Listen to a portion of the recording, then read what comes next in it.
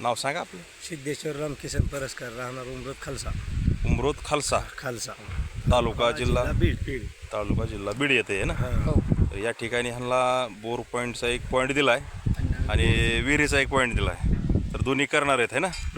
तर ह्याची खोली एक साधारण 250 फूट होती आहे. हां तर पाणी तुम्हाला 1-2.5 इंच पाणी होतंय, फुल पाणी होतंय. विहिरीचंही पाणी चांगलं आहे. चालतंय. हे 2 दिवसात करणार आहेत ना.